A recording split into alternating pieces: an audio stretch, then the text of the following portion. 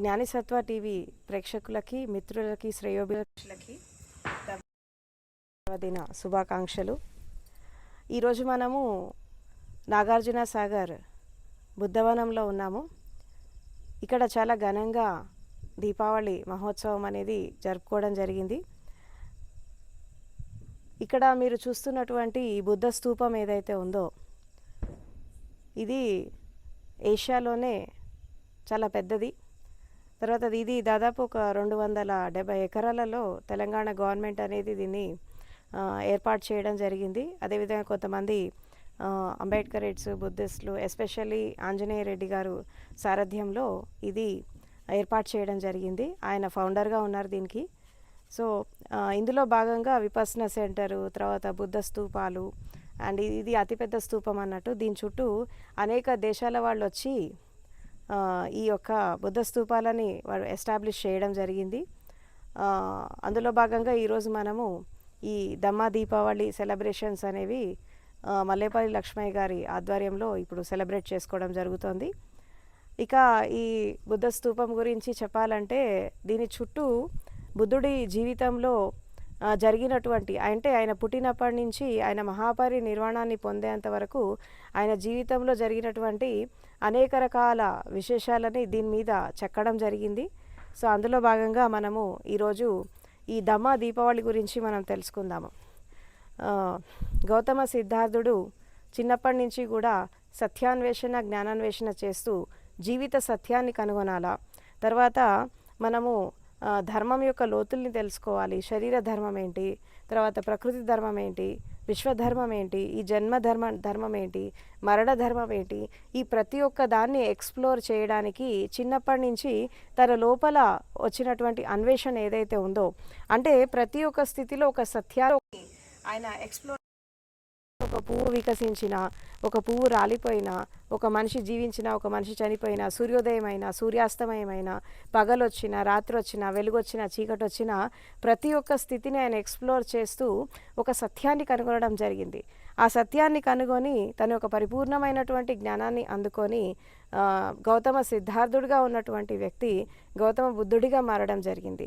అసలు బుద్ధుడు అనేటటువంటి పదానికి అర్థం ఏంటి అంటే సంపూర్ణంగా జాగృతావస్థలో వచ్చినటువంటి వ్యక్తి, తర్వాత స్వయాన్ని అన్వేషణ చేస్తూ సత్యంతో అనుసంధానమై జీవించేటటువంటి వ్యక్తి.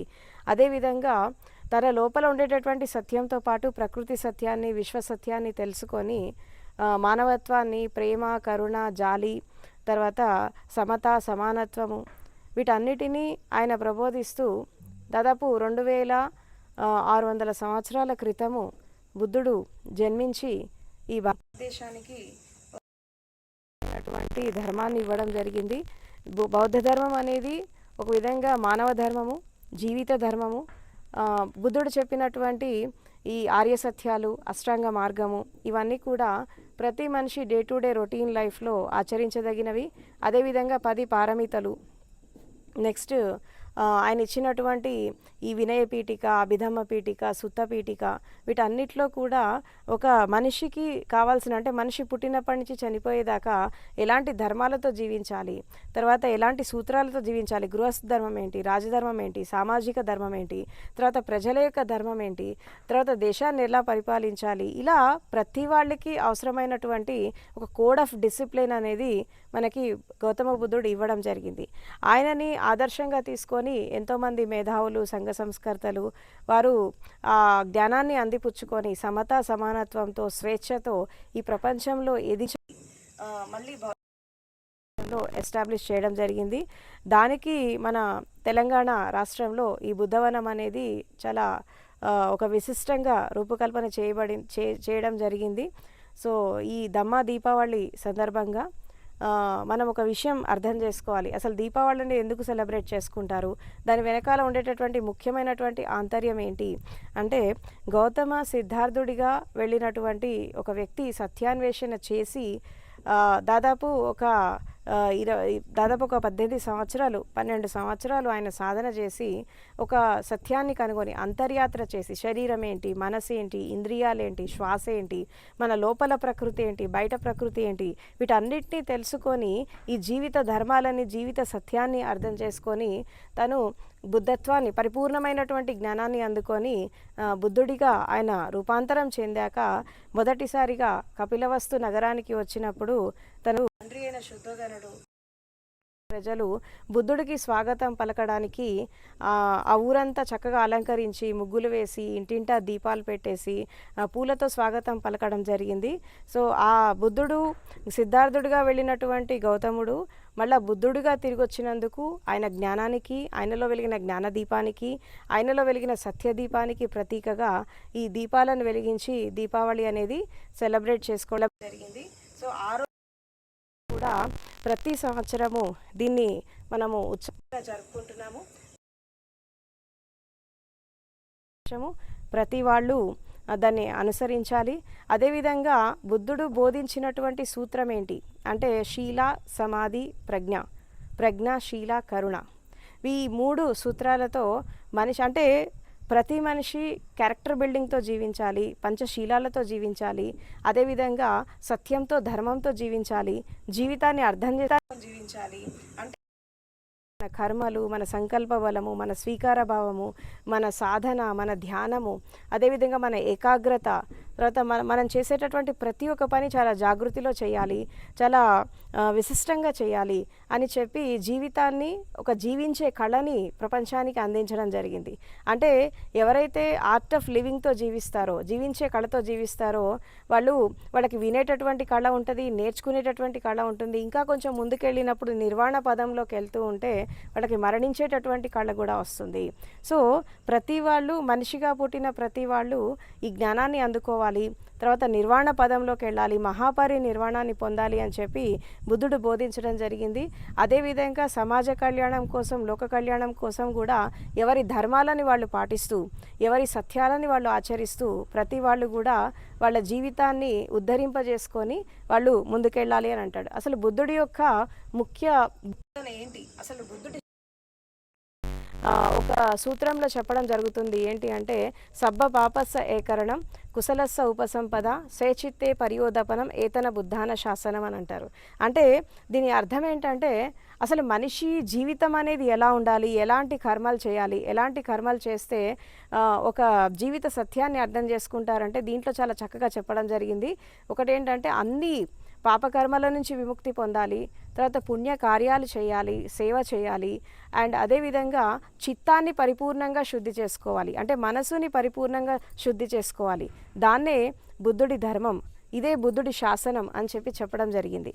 అదేవిధంగా మనం అనేక రకాల సూత్రాలలో చూస్తూ ఉంటే కూడా జీవితానికి సంబంధించినవి, తర్వాత ఈ ఈ జాతి అంటే ఏంటి, తర్వాత ఈ జాతి, కుల, మత విభేదాలు అతీతంగా అందరికీ సమతతో, సమానత్వంతో బుద్ధుడు జ్ఞానాన్ని అందించడం జరిగింది. అందులో ఎంతోమంది ఫిలాసఫర్స్, ఎంతోమంది తత్వవేత్తలు, ఎస్పెషల్లీ డాక్టర్ బిఆర్ అంబేద్కర్ ఆయన్ని ఆదర్శంగా తీసుకొని అక్టోబర్ 14, 1956లో ఆయన ధమ్మదీక్షని తీసుకోవడం జరిగింది. అప్పటి నుంచి బౌద్ధ ధర్మం అనేది భారతదేశంలో మళ్ళీ రీఎస్టాబ్లిష్మెంట్ జరిగింది. అదేవిధంగా ఆచార్య ఎస్ఎన్ గోయంకా అంటే విపస్సనా ఇంటర్నేషనల్ రీసెర్చ్ ఇన్స్టిట్యూట్ వ్యవస్థాపకులు ఎస్ఎన్ గోయంకా గారు సాధనా పద్ధతిని భారతదేశంలో మళ్ళీ పునరుద్ధానం చేసి ఎంతోమంది ధ్యాన సాధకులకి, ఎంతోమంది ప్రజ్ఞా సాధకులకి ఆయన సాధనా సంపత్తిని అందించి దాదాపు ప్రపంచవ్యాప్తంగా 200 కేంద్రాలను ఆయన ఎస్టాబ్లిష్ చేసి మనకి ఈ జ్ఞానాన్ని అందించడం జరిగింది. బుద్ధుడి ఫిలాసఫీలో ఒక రీసెర్చ్ చేయడం జరిగింది, దాన్ని విపస్సనా రీసెర్చ్ ఇన్స్టిట్యూట్ అని చెప్పి అంటారు. అదేవిధంగా నాగార్జున సాగర్లో దమ్మా నాగార్జున అంటే ఈ బుద్ధవనం ప్రాజెక్ట్ భాగంగానే దమ్మా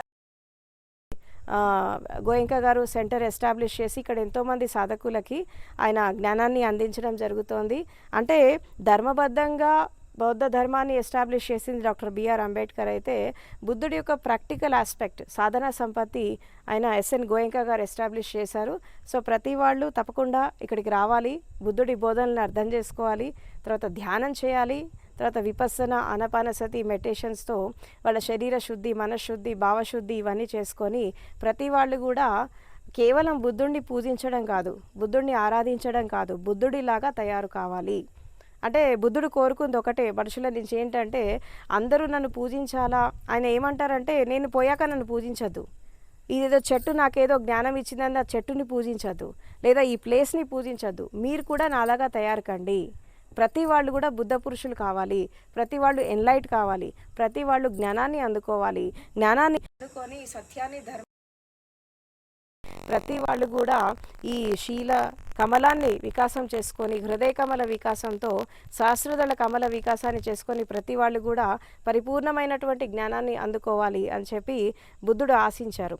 అందులో లాస్ట్లో ఇంకొక విషయం చెప్తారు, ఏంటి అంటే అసలు మనిషి జన్మ రావడమే చాలా దుర్లభం అని అంటాడు. అంటే సకల జీవరాశుల్లో మానవ జన్మ చాలా శ్రేష్టమైనది, ఉత్కృష్టమైనది. మానవ జన్మ రావడం చాలా దుర్లభము. మానవ జన్మ వచ్చాక సత్యం గురించి, ధర్మం గురించి వినడం ఇంకా దుర్లభము. అది విన్నాక జీవితంలో ఆచరించడం ఇంకా దుర్లభము. ఈ మూడు జరిగితేనే మనము ఒక పరిపూర్ణమైనటువంటి జ్ఞానాన్ని అందుకుంటాము. ఈ జ్ఞానులతోనే ఈ ప్రపంచంలో మార్పులు వస్తాయి. జ్ఞానంతోనే ఈ ప్రపంచాన్ని మనము ఒక మార్పు దిశగా తీసుకెళ్ళచ్చు. జ్ఞానమే అన్నిటికీ పరిష్కార మార్గం. అంటే ఇక్కడ జ్ఞానం అనేది మూడు రకాలుగా ఉంటుంది. శృతమై ప్రజ్ఞ, చింతన్మయ ప్రజ్ఞ, భావనామయ ప్రజ్ఞ ఉంటుంది. శృతమై అంటే పుస్తకాల ద్వారా తెలుసుకునేది, వినడం ద్వారా తెలుసుకునేది, ఇతరుల ద్వారా తెలుసుకునేది. నువ్వు జీవితంలో అనుభవించినటువంటి నీ సత్యము, జీవితానుభవాన్ని కూడా ఒక జ్ఞానంలాగా తీసుకొని నువ్వు అందరికీ పంచాలి. అంతర్యాత్ర చేయాలి. కేవలము బహిర్యాత్ర కాకుండా అంతర్యాత్ర కూడా చేయాలి. ఈ ఔటర్, ఇన్నర్ రెండింటిని బ్యాలెన్స్ చేసుకొని లోపల ప్రకృతిని, బాహ్య ప్రకృతిని అర్థం చేసుకొని మనము ఈ ప్రకృతి ధర్మంతో, విశ్వధర్మంతో మమేకమైపోయి జీవిస్తే ప్రతి వాళ్ళు కూడా బుద్ధుడిలాగా జ్ఞానోదయాన్ని అందుకోవచ్చు. ఎందుకంటే enlightenment is our birth right. జ్ఞానోదయం పొందడం అనేది ప్రతివారి జన్మ హక్కు. ప్రతివారు బుద్ధుడు కావడానికి భూమి మీదకి వచ్చారు. అసలు బుద్ధుడు అంటే ఒక వ్యక్తి కాదు, శక్తి.